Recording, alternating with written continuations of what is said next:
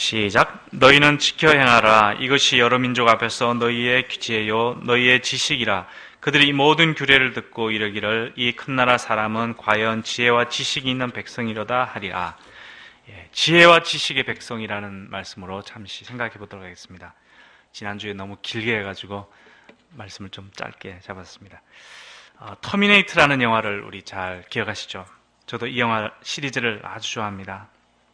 인공지능 로봇이 인간을 대항하여 핵전쟁을 일으켜 인류를 멸망에 이르게 할 수도 있음을 보여주는 영화입니다. 오늘날 학자들은 미래 세계의 주요한 특징 중 하나로 인공지능 로봇을 뽑습니다. AI, 즉 인공지능 로봇이 발전되어 많은 분야에서 인간을 대체할 때 편리한 점이 아주 많을 것입니다. 그러나 한편으로는 인간이 점점 소외되고 더 나아가 터미네이터 영화에서처럼 인류가 기계에게 멸망할 가능성을 지닌 상태로 내몰릴 수도 있게 되었습니다. 오늘 이세돌 구단과 또 구글에서 만든 인공지능 컴퓨터인 알파고 사이에 역사적인 바둑대회가 시작되었습니다. 이것 때문에 어제 구글의 에릭 슈미트 회장도 방한을 했고 또 TV와 신문은 이 대국을 생중계하며 대서특필화했습니다. 인간이 만든 인공지능 컴퓨터는 그동안 체스 세계 챔피언도 물리치는 등 인간을 향한 도전장을 끊임없이 내어왔습니다. 그런데 경우의 수가 제한된 체스와는 달리 바둑의 경우는 그 경우의 수가 무한대에 가깝기 때문에 바둑에서는 인공지능이 사람을 이길 수 없을 것이다 생각해 왔습니다. 저도 그렇게 생각했습니다. 그런데 오늘 막상 뚜껑을 열고 보니 세계 최강으로 꼽히는 이세돌 구단이 막상막하의 경기를 치른 끝에 결국은 돌을 거두는 충격적인 결과가 나오고 말았습니다. 구글 회장이 어제 누가 이기든 승자는 인류라고 말을 하긴 했지만 사람들이 충격에 빠진 이유는 인간이 기계에게 졌다는 그러한 사실 때문만이 아닙니다. 인간을 지배할 수도 있는 어떤 무지막지한 존재가 만들어지고 있지 않는가 하는 두려움 때문이지 않을까 생각합니다. 지혜와 지식은 무엇을 통해 얻을까요? 학습을 통해 얻습니다. 인간은 하나님의 형상을 닮아 생덕적으로 어떤 지혜와 지식의 체계를 갖고 태어납니다. 또한 인간은 학습을 통해 일생 동안 지혜와 지식을 쌓아가야 합니다. 인공지능 알파고는 이러한 인간의 학습 시스템을 가졌습니다. 그리고 기계이기 때문에 거의 무한한 정보를 축적하여 자율적으로 움직일 수 있다는 점이 무서운 것입니다. 이번에도 수천만 번의 대국을 했다는 정말 믿기지 않는 그런 이야기를 들었습니다. 기계이기 때문에 가능한 것입니다. 오늘 신명기 말씀에서는 지혜와 지식이 무엇인가 하는 데 대해서 이야기를 하고 있습니다. 너희는 지켜 행하라. 이것이 여러 민족 앞에서 너희의 지혜요 너희의 지식이라. 하나님의 말씀을 지켜 행할 때 바로 그것이 우리의 지혜와 지식이 된다는 것입니다. 그리고 이 말씀 때문에 주민족들은 이스라엘을 지혜와 지식이 있는 백성이다 이렇게 칭찬하게 될 것이라 합니다. 그러면 오늘 본문이 말하는 지혜와 지식은 무엇을 말하는 것일까요? 오늘 신명기 4장부터는 이전의 이야기와는 좀 말하는 투가 좀 달라집니다. 1장, 2장, 3장에서 모세는 지난 역사를 회상하였습니다. 하나님께서는 언약대로 큰 민족을 이루어 주셨습니다. 그래서 1000부장, 100부장, 이렇게 50부장 이렇게 뽑아야 했습니다. 그럼에도 그들은 가데스 바냐에서 반역을 하고 지난 40년 가까이 광야를 떠돌아야 했습니다. 하나님은 이런 출애굽 세대를 광야에서 그 후 40년 동안 다 죽게 하시고 약속의 땅에 그들을 들이지 않았습니다. 이후 신명기 세대에게는 에돔, 모압, 암몬의 땅을 그냥 지나가게 하셨습니다. 반면 헤스본 왕 시온과 바산 왕 옥의 나라는 물리치게 하시고 그 땅을 르우벤과 갓과 므낫세 반지파에게 기업으로 주셨습니다. 모세는 이러한 지난 역사를 회상하며 지나온 경험을 토대로 하여 그들이 앞으로 어떻게 해야 할지를 이제 말하고 있습니다. 1절을 다시 한번 보십시오. 이스라엘아, 이제 내가 너희에게 가르치는 규례와 법도를 듣고 준행하라. 그리하면 너희가 살 것이요 너희 조상의 하나님 여호와께서 너희에게 주시는 땅에 들어가서 그것을 얻게 되리라. 명령의 말씀을 가감하지 말고 지키라 합니다. 이처럼 모세가 신명기 세대에게 역사의 교훈을 기초로 쭉 1, 2, 3장 길게 이야기하고자 하는 바는 바로 이 4장 초반부에 나오는 것입니다. 하나님의 말씀을 지키라. 규례와 법도를 행하라. 준행하라. 여호와의 명령을 지키라. 이렇게 계속 반복해서 말하고 있습니다. 그 이유는 기업으로 차지할 땅에서 최우선적으로 힘써 해야 할 일이 바로 하나님의 말씀을 지키는 것이기 때문입니다. 왜 그렇습니까? 그것은 이 말씀 속에 그들이 살아갈 삶의 길이 있기 때문입니다. 이 말씀 속에 그들이 멸망하지 않는 길이 있고, 이 말씀 속에 생존하는 길이 있고, 그 땅을 얻는 길이 있고, 그 땅에서 풍요롭게 계속 살아갈 수 있는 그런 축복의 길이 그 말씀 속에 있기 때문입니다. 먼저 1절에서 8절 사이에 모세는 말씀 준행이 주는 유익을 이야기합니다. 말씀을 지키면 무슨 유익이 있는가? 이런 것을 여러 번 이야기합니다. 1절을 보면 그들이 살 것이다. 약속의 땅을 얻게 될 것이다 말합니다. 4절에서는 멸망하지 않을 것이다. 생존할 것이다 말합니다.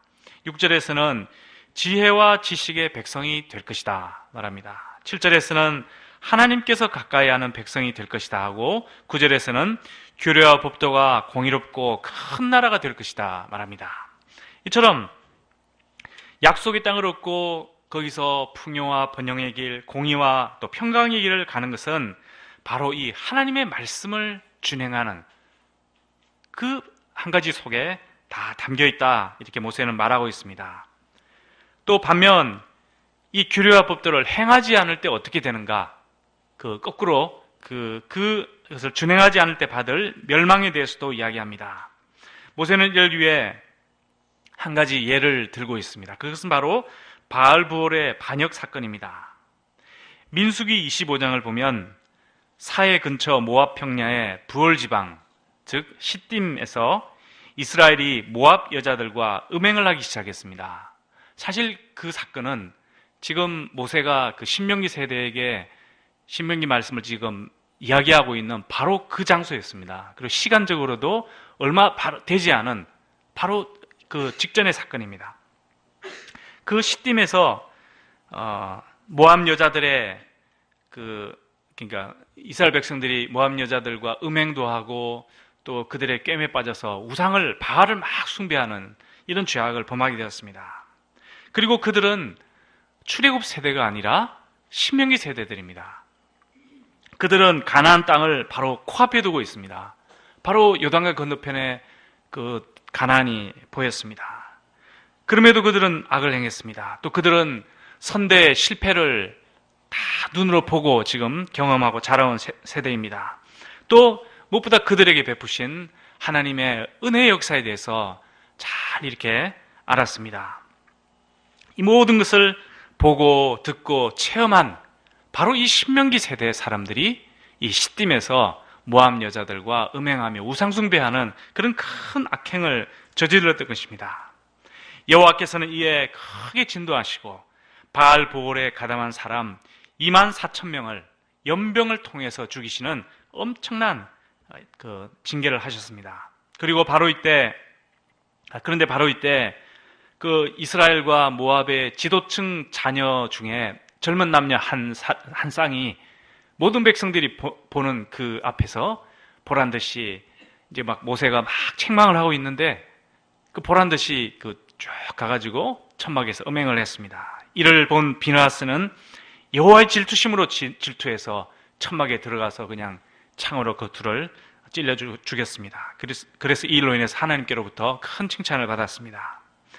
가나안을 코앞에 두고도 24,000에 달하는 사람들이 신분고하를 막론하고 음행과 우상숭배의 죄로 인해 하나님의 진노로 멸망을 당한 사건이 바로 얼마 전에 바로 그곳에서 일어났던 것입니다. 이 사건은 여호와의 말씀을 듣고 안 듣고가 그냥 단순한 문제가 아니라 멸망할 수도 있고 생존할 수도 있는 매우 중요한 결정적인 시금석임을 보여주는 사건입니다. 그래서 모세는 백성들이 약속의 땅에서 여호와의 말씀을 들어라, 규례와 법도를 지켜라, 정말 귀에 못이 박히도록 계속 그 말을 반복하고 또 반복하고 있습니다. 그래서 정말 신명기 말씀을 보면 어떤 때는 좀 말씀을 지키라는 말을 너무 많이 하니까 좀 식상하고 좀 지겹기까지 할 정도로 계속해서 모세는 이런 이야기를 하고 있습니다. 저는 이 부분에서 알파고를 생각하게 되었습니다. 알파고라면 어땠을까? 그동안의 경험과 지식의 데이터를 통해서 이 알파고가 자기 행동을 어떻게 하면 어떻게 된다, 이 결과를 예측할 수 있기 때문에 알파고는 어떻게 행동했을까, 그 생각을 해보았습니다. 만약 인공지능이 가데스 바네의 반역 사건을 체험했더라면, 그래서 막 두려워 떨고 하나님께 원망하다가 엄청난 사람이 죽고 그거를 이런 행동을 하면 이런 결과가 나왔지 체험을 했더라면, 또 인공지능이 바알부울 사건을 통해서 음행하고 우상숭배하면 24,000명이 죽을 수 있다, 이것을 알고 자기 데이터에 딱 축적을 했더라면 이 인공지능이 가나안 땅에 들어가서 어떤 행동을 하였을까 생각을 해보았습니다. 분명히 죄를 반복하지 않았을 것입니다. 음행을 저지르지 않고 우상숭배하지 않았을 것입니다. 결과가 너무 뻔하기 때문에, 너무 뚜렷하기 때문에, 그 데이터가 자기 속에 있기 때문에 인공지능은 그러한 어리석은 일을 두 번 다시 행하지 않습니다. 자기가 멸망당할 수 있는데 그런 행동을 할 어리석은 그 존재가 어디 있겠습니까?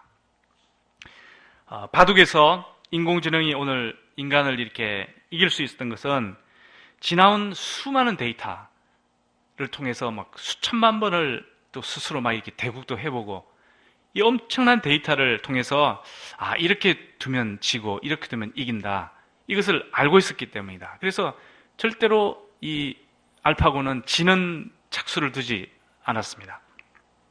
이것이 지혜와 지식의 길일 것입니다. 그런데 이스라엘은 달랐습니다. 신명기 세대는 부모들인 출애굽 세대의 반역과 또 이로 인한 반역도 보았고, 이로 인한 하나님의 심판, 또 훈련, 이런 것을 보았습니다. 그런데도 가나안 땅 앞 시딤에서 또 반역을 해서 수많은 사람들이 죽고 말았습니다. 24,000명이면 이 고대에 있는 1, 2, 3, 4학년 대학원, 대학생, 교수, 교직원 다 합치는 그 정도의 숫자입니다. 엄청난 숫자입니다. 왜 이렇게 24,000명의 사람들이 죽고 말았을까요? 왜 이런 죄를 그들이 범했을까요? 왜 뻔히 결과를 알고도 이런 음행과 우상숭배의 죄를 그들이 저질렀을까요? 그 이유는 인간이기 때문이었을 것입니다.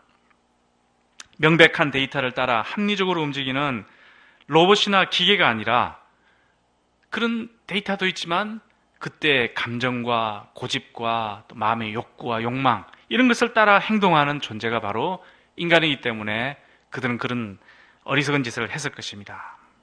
물론 이것이 인간적이다, 사람 냄새가 난다, 이렇게 말할 수도 있겠지만 그 과정이 죄를 짓는 것이고 스스로를 죽이는 것이고 멸망에 이르게 하는 것이라면은 이것을 선택한다는 것은 참으로 어리석은 것임에 분명합니다. 이것은 좋은 의미의 인간적인 것이 아니라 정말 어리석고 악한 것입니다. 이런 점에서는 차라리 이 신명기 세대들은 인공지능 로봇보다 못하다 말할 수가 있습니다. 인간은 음행하면 분명히 죽는 줄 알면서도 음행을 합니다. 우상숭배하면 분명히 죽는 줄 알면서도 바알에게 절을 합니다. 결과를 알면서도 행동을 바꾸지 않습니다. 그러다가 수많은 사람이 죽고 스스로를 파멸에 이르게 합니다.